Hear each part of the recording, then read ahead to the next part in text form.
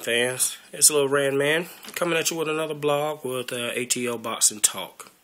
We're going to go ahead and start this off on a sad note. I like to get the bad news out first and, progress to something a little bit more positive. This past weekend, legendary boxing historian Bert Sugar passed away of lung cancer at the age of 74. Bert Sugar was a permanent staple in the boxing genre. Anybody that knows anything about boxing knows Bert Sugar has single-handedly at times kept this sport alive. I mean, he's written books about boxing, and he was just a very good ambassador for the sport. I mean, I couldn't have personally handpicked a better ambassador for this sport other than Bert Sugar. And I'm really sad that he's gone. I mean, one of my dreams would have been to just steal about 5 minutes of his time and just sit down and just talk to the man and just pick his brain a little bit. I mean, he's been there for the historic fights. He's covered them all. From Ali to Sugar Ray Leonard, Thomas Hearn, everybody, all the way to present day. And it really would have been nice just to sit down and just speak with the man, like I said, for just 5 minutes. It's just really heavy on my heart, and it's just sad to see somebody of his caliber in this sport pass on. So rest in peace, Bert Sugar. You really will be missed. I mean, we're going to always miss the fedora and the cigar. But again, like I say, rest in peace. And, God be with you. With that being said, we're going to move forward with the actual boxing that took place this weekend.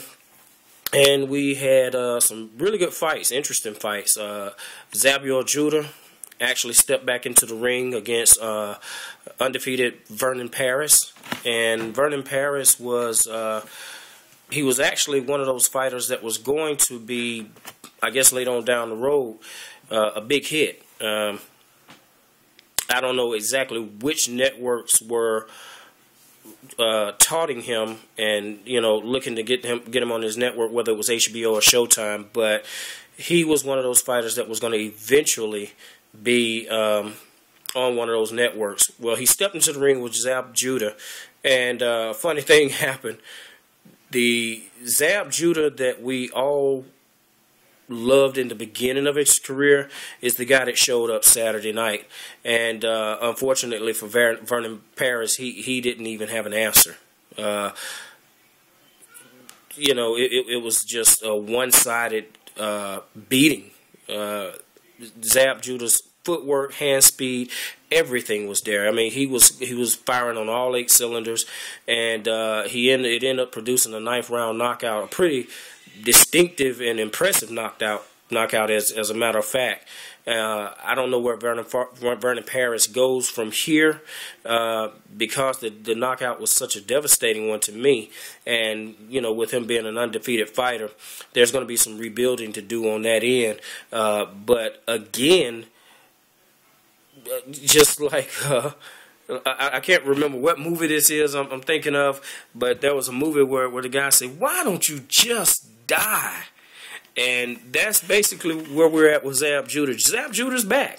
Had the Juda that showed up Saturday night showed up for the Amir Khan fight, the result would have been different. I truly, honestly believe that Juda could have beat Amir Khan.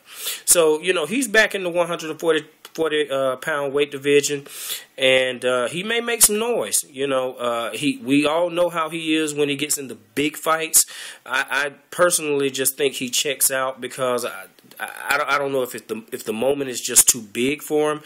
But in this particular fight, I mean, he had a lot of pressure against him. I mean, he was fighting at home in Brooklyn in front of his friends and family. And so he had a lot of weight on his shoulders. And it was a televised fight. And, for once, Juda didn't even seem fazed. I mean, he just went in and just did his thing. Unfortunately, again, like I say, for Vernon Paris, I don't know where you go from here. You're young, and you only have that one loss. be it a knockout, it is a knockout loss to a pretty quality fighter, a true gatekeeper. Maybe you can rebuild. I don't know. But with that being said, Eric Morales also fought that night against Danny Garcia. And I'm just going to say this, I hate to see the old warrior go. He did lose a unanimous decision against Danny Garcia. But I will say this. Danny Garcia, you had some problems with the 35-year-old man. You did.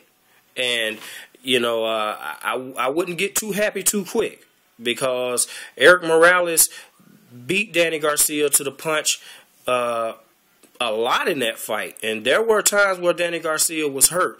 It's just that age caught up to Eric Morales, and eventually he just ended up tiring in that fight.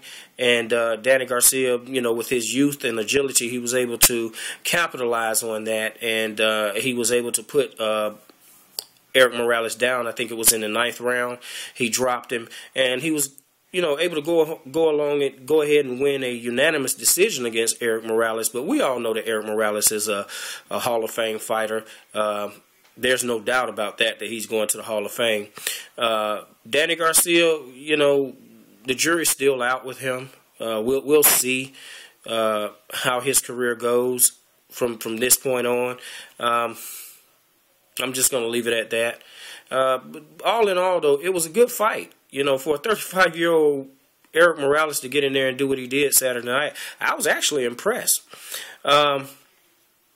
We had some heavyweights Saturday night that fought. I'm going to talk about this guy because I think we might have a legitimate American heavyweight coming out. I don't want to get too excited about this because, again, this is the heavyweight division that we're talking about. But I'm going to go ahead and I'm going to put it out there right now. Brian Jennings fought Saturday night, and he fought Sergey Lakovic, which is a former heavyweight champion. He's fought the likes of Nikolai Valuev and the guy with the dreads, can't think, Shannon Briggs. He's fought those guys, and like I said, for whatever it's worth, he was a former world champion. He just got picked apart. Now, I've seen Brian Jennings fight in the fight previous to this, and he fought another Philadelphia heavyweight, and he that was a really good fight between two heavyweights. He can take a punch. He's fast. He's a small heavyweight, but he has a really big punch. Almost Evander Holyfield-ish. I'm not going to put him on that pedestal just yet, but what I will say is this. He does have those characteristics. He will fight you. You get him in trouble, he will fight you.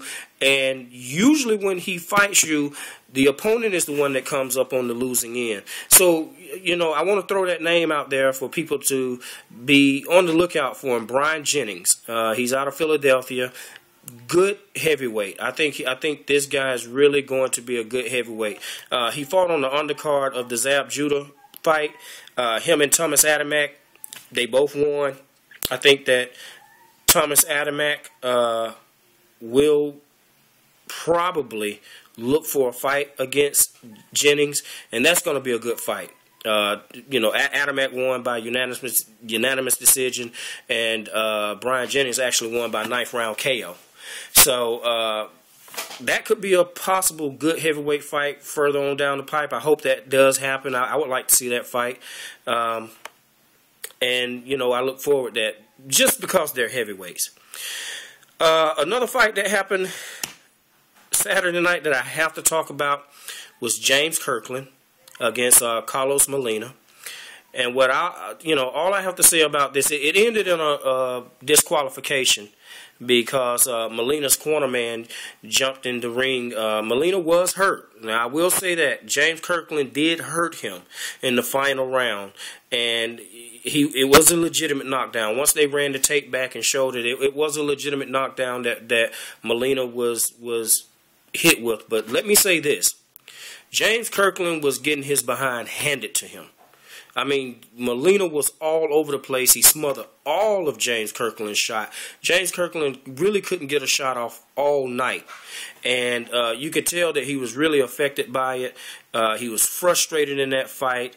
And, even with Ann Wolfe back in his corner, I know Ann Wolfe is a beast. I mean, she's a hell of a trainer.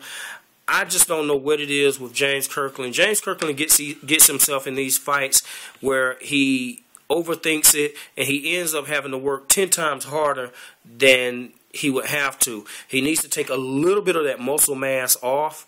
And his footwork was terrible Saturday night. He couldn't cut off the ring.